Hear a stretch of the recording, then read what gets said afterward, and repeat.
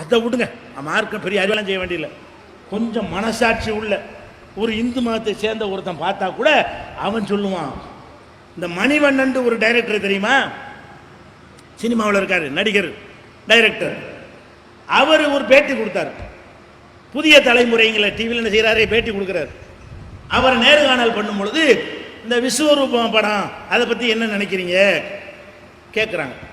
அவர் என்ன சொல்கிறாரு, விஸ்வரூபம் படம், அவர் கமலஹாசன் பெரிய ஒரு உலக மகா நாயகன் அப்படின்லாம் சொல்லிவிட்டு அதெல்லாம் இருக்கட்டும், இந்த அமெரிக்க அரசியலை இங்கே பண்ணுறாரு, அந்த ஆள் பண்ணுறாரு.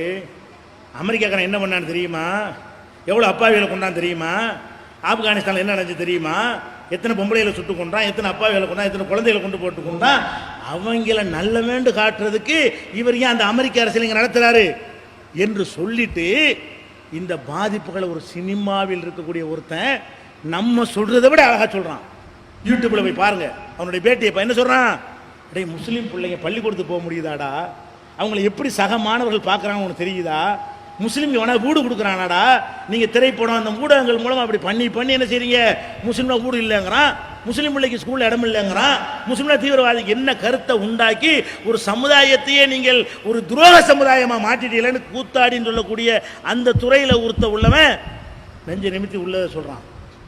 அப்போ அவனுக்கே தாய்க்க முடியல. இது சினிமாண்டாலே இப்படி கூட குறைய சொல்கிறது தான். அந்த துறையில் இருக்கிறவனுக்கு இது ஓவராக தெரிகிறது, இது ரொம்ப அளவுக்கு மீறி போகிறாங்கன்னு தெரிகிறது, சகிக்க முடியலன்னு தெரிகிறது. அப்போ நம்ம தீர்மானத்தில் நன்றி தெரிவிச்சிருக்கிறோம். உண்மையை உரத்து பேசிய மணிவண்ணனை கூட இன்றைக்கு நடந்த பொதுக்குழுவில் அவருக்கு தீர்மானம் போட்டிருக்கிறோம். நான் எதுக்கு சொல்கிறேன், என்னென்ன மாதிரி பாதிப்புகள் அந்த சமுதாயம் உள்ளாக்கப்படுதுன்னா உன் சதி திட்டம் இல்லாமல் இருக்குதா. இந்த கருத்தை உண்டாக்கி என்ன பண்ணிட்டாங்கன்னு கேட்டால் இஸ்லாத்துக்கு வருவதையும் தடுத்துட்டான். இஸ்லாத்தில் இருக்கிறான அவனை இஸ்லாமா வாழ்வதற்கு பயப்படுறான், அந்த நிலையை உண்டாக்கிட்டான். இஸ்லாமிய அடையாளத்தோடு இருக்கக்கூடாது, முஸ்லீம் மாதிரி இருந்தோன்னு வைங்க, இஸ்லாத்துக்கு அடையாளம் ஒன்று வெளிப்படையாக ஒன்று தாடி வைக்கிற தொழிலாம் இருக்குது. இந்த மாதிரி விஷயங்களை செஞ்சால் கூட நம்மளையும் கணக்கில் சேர்த்துருவாங்களோண்டு நம்மளையும் நினைக்க வச்சுவிட்டான். இது எந்த அளவுக்குன்னு சொன்னால், ஒரு சினிமா நடிகை யார், சபானா ஆஸ்மி தானே, பம்பாயில் ஒரு நடிகை, பேரில் முஸ்லீமு, அவ பம்பாயில் அவளுக்கு குடியிருக்க வாடகைக்கு கூடு கொடுக்க மாட்டேங்கிறாங்க. ஒரு நடிகை இஸ்லாத்தை கடைப்பிடிக்கிறவளா, அவ சினிமா நடிகை, அவளுக்கு இஸ்லாத்துக்கு எந்த விதமான சம்பந்தமும் கிடையாது, பேர் முஸ்லீம் பேரா இருக்குது. அந்த பேரை கேட்டுவிட்டு எனக்கே இந்த மும்பையில் இவர்கள் வீட்டுக்கு, அந்த பொம்பளை சினிமா நடிகை சொல்றா, எனக்கே இந்த மும்பையில் யாரும் குடியிருக்க வீடு தர மாட்டேன் என்று மறுக்கிறார்கள் என்று சொன்னால் வெளிப்படையா இஸ்லாம் என்று காட்டுறவன் என்ன பாடுபடுவான். சினிமா உலகத்திலிருந்து வருதுங்க. எனக்கே இந்த பாடு, எனக்கு வீடு கிடைக்கவில்லை, ஒரே காரணம் முஸ்லீம். அவன் அப்படி மறுப்பதற்கு காரணம் அவன் இல்லை, இந்த ஊடகங்கள், இந்த சதிகாரர்கள், டிவி மீடியாக்களை பேப்பர்களை வைத்திருக்கக்கூடிய இந்த அயோக்கியர்கள் செய்த உருவாக்கின கருத்து உனக்கு வீடு கிடைக்க மாட்டேன் என்கிறது. டெல்லியில், இந்தியாவுடைய தலைநகரம் டெல்லியில சதியில எப்படி ஜெயிக்கிறான்னு பாருங்க. இந்தியாவுடைய தலைநகரம் டெல்லியில முஸ்லீம் பிள்ளைகளை பள்ளிக்கூடத்தில் சேர்ப்பது இல்லை. எல்லா பள்ளிக்கூடங்களையும் தனியார் பள்ளி, அரசாங்கத்தில் மட்டும் தான் சேர்க்கிறான். தனியார்கள் இந்துக்கள் நிறைய நடத்துகிறார்கள், கிறிஸ்தவர்கள் நடத்துகிறார்கள், முஸ்லீம் பிள்ளைகளுக்கு இடமில்லை. எங்க, கிராமத்தில் இல்ல, மாநில இந்தியாவின் தலைநகரத்தில்.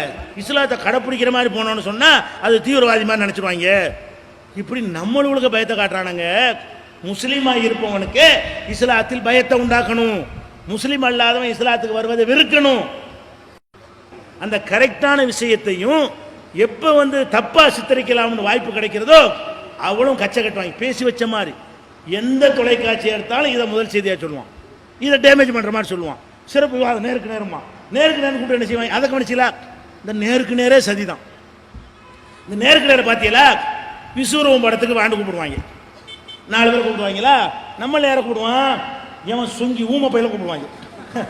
நம்மள கூட யாரு, எவன் ஊமையில சேர்க்கறதுக்குள்ளவனா இருப்பானோ அந்த மாதிரி ஊமை பையில கூட வச்சிருவாங்க. சரி, தப்பித்தவரை வாயை தந்தான்னு வைங்க, தலைப்பை விட்டு போவாது, நீ சொல்லுங்க. அவன் ஏதாவது ஒரு கருத்தை சொன்னா, இந்த நிகழ்ச்சி நடத்துறவன், அவன் சன் டிவியா இருக்கட்டும், அவன் கலைஞர் டிவியா இருக்கட்டும், அவன் ஜெயா டிவியா இருக்கட்டும், எல்லாருமே என்ன செய்வான், இவன் ஒரு கருத்தை சொன்ன உடனே நீங்க தலைப்பு காப்பாற்படி நீங்க சொல்லுங்க, இவன் எந்த சம்மந்தம் இல்லாம பேசுவான். அப்ப இந்த ஊடகம் அயோக்கிய வேலையை சதித்திட்டு அவ்வளவு அயோக்கியனா இருக்கான். உள்ளுக்குள்ள விஷத்தை வைத்துக்கொண்டு இஸ்லாத்தை ஒழிக்கிறது என்பது ஒரு லட்சியம் உள்ளத்தில் இருக்குது.